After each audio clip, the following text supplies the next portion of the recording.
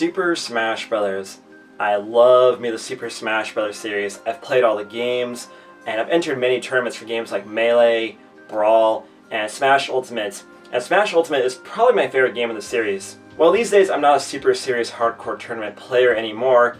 I do have a lot of friends in that scene, and I do keep up with it. But if you haven't been keeping up with it, you might have been seeing something trend on Twitter and YouTube, something called Save Melee, Save Smash. And you're probably thinking to yourself, if you're not familiar with the scene, why does Smash need saving?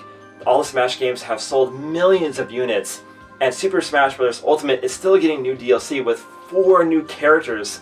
So what's there to save? Well, we're talking about the competitive aspect, and more specifically, Nintendo's relationship with the esports community. Because if you haven't been keeping up with the information, Nintendo has been actively keeping down professional events for Super Smash Bros. And now, if you're a tournament player, or if you're just not too knowledgeable about the business side of the gaming industry, it's easy to say Nintendo's horrible, screw Nintendo, Nintendo's the worst, boycott Nintendo. And really, if you're saying Nintendo's the worst, I don't know what to tell you. Have you heard of Activision? Have you heard of Ubisoft? Have you heard of Take-Two? Those guys are the worst of the worst of the worst. But anyway, that's a whole different conversation. So here's the thing about this kind of knee-jerk reaction, as I like to say. When you do a knee-jerk reaction, you're just yelling. You're not learning. You're not discussing. And instead of just being coming up here and be Nintendo bad, I want to take an actual analytical approach and see why Nintendo hasn't been on board with the esports thing, despite many people really wanting Super Smash Bros. To be a proper esports title, like say a Street Fighter V or a League of Legends. So I think it should be a fun video today, but before I get into the video, make sure you subscribe to the channel and hit the bell as well for notifications on future videos. That really helps the channel out. And if you want to know more about me and my personal life here in Japan, follow me on the social media, Twitter, Instagram @Zmangs. And 2 things before I get into the video. I had to get this video out kind of quick, so there's not a whole lot of editing going on. It's just some B-roll of me playing online for Smash Ultimate. And finally, before you leave a comment, make sure you watch the video all the way through, okay? Okay, so with that out of the way, let's begin.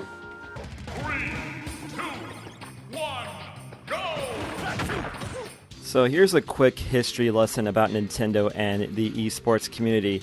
Nintendo has been always hesitant to join the esports scene with Smash in the past.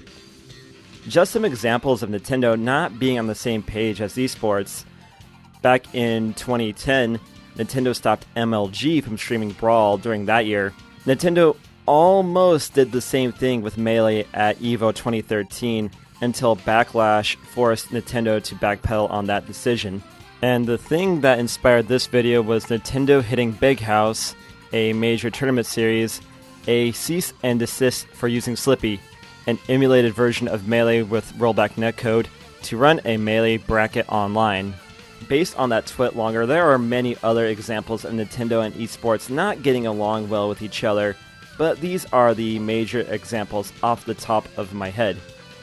So my question is, why doesn't Nintendo get on the page with esports, and in some cases they actively try to stop it? Well, I've boiled it down to 4 potential reasons. There are a lot of franchises in Super Smash Bros., and not just from Nintendo. I'm not sure how these licensing agreements work. I do know that these bigger tournaments need permission from Nintendo to actually run Smash as a main game. But I don't know if Nintendo needs to reach out to people like Sega, Konami, SNK, Capcom, Square Enix, among others, before they can sign a seal of approval. And it's not like this is unprecedented. EVO had to ban stages for Smash 4, not because of the designs of the stages, but due to issues with music. And this can be seen with other games as well. I'm pretty sure the reason why we never got a Pro League for Marvel vs. Capcom is due to Disney not being interested in a Pro League, ignoring Battle for the Stones in 2017 and Capcom Cup back in 2013. Shueisha nearly killed Dragon Ball FighterZ in late 2018 and early 2019 because they weren't on board with esports until Bandai Namco stepped in to sort everything out. Now, I really doubt licensing issues are the main reason why Nintendo doesn't want Smash to go into esports, but that could be a very mundane answer. Simply put, Super Smash Bros. Was not designed to be a competitive fighter. Sakurai always designed the Smash games to be fun, party games, and that's fine. If you want to change the rules and be a super serious fighter, that's fine too.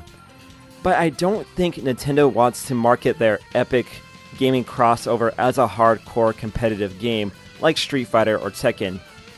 Looking at ARMS, Splatoon, and maybe even Mario Tennis Aces, and it's clear that those titles were made for competition, as well as being fun, casual fun with your friends. I just said fun twice, didn't I? Smash is more of a celebration of gaming to be enjoyed by all, rather than just a few serious hardcore competitive players. And this reflects in promotional material, where Smash mostly focuses on 4-player fun, rather than some serious tournament like, say, the promotion for Street Fighter V or Tekken 7. And speaking of promotion, that's a huge issue here too. While competition will always be the heart of competitive play, when you're trying to go into esports, that is heavily tied in with promotion. If there's money to be made, people are going to make it. Capcom, Arxis, and Bandai Namco have marketed their fighters as competitive tournament titles and found strong player bases that way, even if their games don't sell the best or don't do so well critically. However, they do get the audience they want, and that audience will stick with them for that tournament play. While there are a fair amount of players who do play Smash for the competitive aspect, those people are greatly outnumbered by those who just buy Smash to play Smash. Case in point, one of the highest viewed Melee tournaments nearly had 200,000 views. Good numbers, but remember, Melee sold over 7 million units. So my guess is that the real reason why Nintendo doesn't go for these events like, say, ESL or some kind of Red Bull Pro League is that, simply put, Super Smash Bros. And Nintendo is bigger than these leagues will ever be.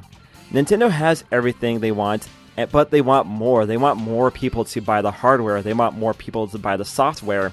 And I don't think Nintendo thinks that they can get that same kind of promotion marketing their games towards a competitive scene only. And in the case of Super Smash Bros. Melee specifically, it's a game on dated hardware that isn't getting a port anytime soon. Why would Nintendo go out of their way to spend time and money to promote a game they aren't actively selling? There's a reason why you don't see Namco shill, say, Tekken Tag Tournament 2 or Soul Calibur 2 during their tournaments. But I think the real reason why Nintendo is so resistant to Super Smash Bros. Esports comes down to control. With Nintendo's attempts at scenes with, say, Splatoon and ARMS, a community wasn't there, so more or less Nintendo could create one and control it for better and for worse. With Super Smash Bros., a community outside of their control already existed before esports was even a word, and it was already fairly big. And trying to totally control a scene like that without backlash is probably not worth Nintendo's time or money when grassroots events can just do their own thing and do just enough promotion for Nintendo's sake without Nintendo having to do much in return. And you know what? That's fine. But I will say, it would not hurt Nintendo, it would not hurt Nintendo's image to let these companies do these big events for Super Smash Bros. But hey, them's the breaks. If you're going to do something with a Nintendo game, you got to play by Nintendo's rules. And that's just the state of affairs. If you're into esports, that's your career, that's your jam, that's fine. I hope you do well in your career, but you gotta play by the rules. Trying to do a paid major on an emulated version of a game was never going to fly, and you are out of your mind if you think Nintendo was going to let that slide. Or maybe it's just an image thing. Maybe they just don't want characters like Mario, like Link, cultural icons at this point, to be associated with a competitive scene.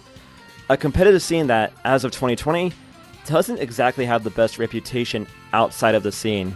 So my final question is, what is the community to do now?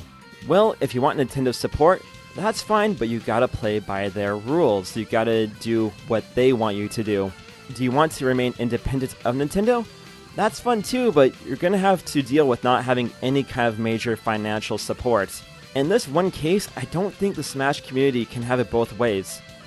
So I guess I'll just leave it to the community to decide what they want. But before I leave, I'll just leave it that if you quit your job to play or commentate Melee full-time, you're probably not good at making life choices. So, there's lots to unpack here, but let me just give some final thoughts that I didn't really cover in the video proper. This whole thing reminds me of the Nintendo Creators Club thing from a while back. If you don't remember that, Nintendo would basically claim your video if you uploaded footage from any of their games or used any of their trailers for one of your videos. It was a pretty big deal, but it died off pretty fast, and no one talked about it until Nintendo decided to schmice the whole thing because Nintendo realized that, yeah, this is just not worth keeping up. This is not a battle worth fighting anymore, and now you can upload your videos to YouTube without worrying about getting copyright claimed, but you have to worry about YouTube's nonsense now. So I kind of think that could happen with Super Smash Bros. And esports. Maybe not, but it could happen. And another thing about internet drama is that you gotta do something while the iron is hot. Internet drama is like a firework. It's impressive, it's loud, it's really bright, but when it fades away, it's just over in an instant. And that's exactly how internet drama happens. Like just this year, The Last of Us 2 had so much controversy around it, but people stopped talking about it about a week after launch and only started talking about it again because it got nominated for so many things at the Game Awards.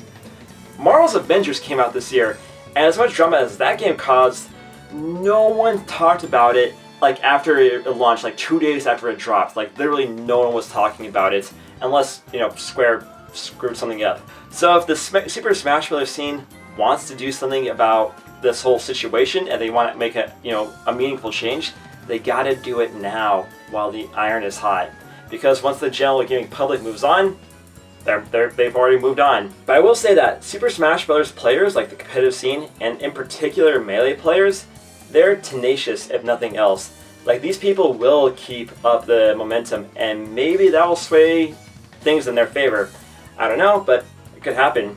But I will say in this situation, this whole Big House and Slippy situation, the Melee community doesn't really have the best ground to stand on because you're talking about doing, a major paid event with cash payouts on an emulated version of a Nintendo game.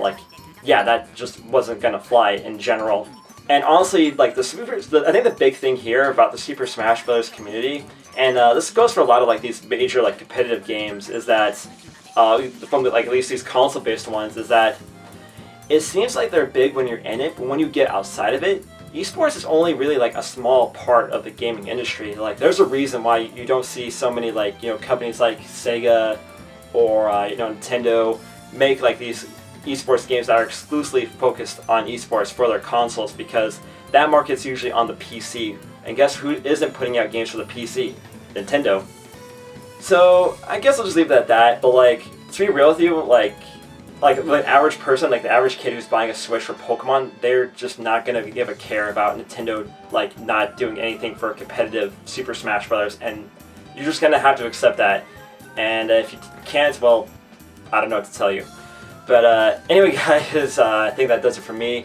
I had to re-record this part 3 times because the microphone decided it just didn't want to work. But anyway, guys, let me know in the comment section, what do you think about this whole Super Smash Bros. Esports situation?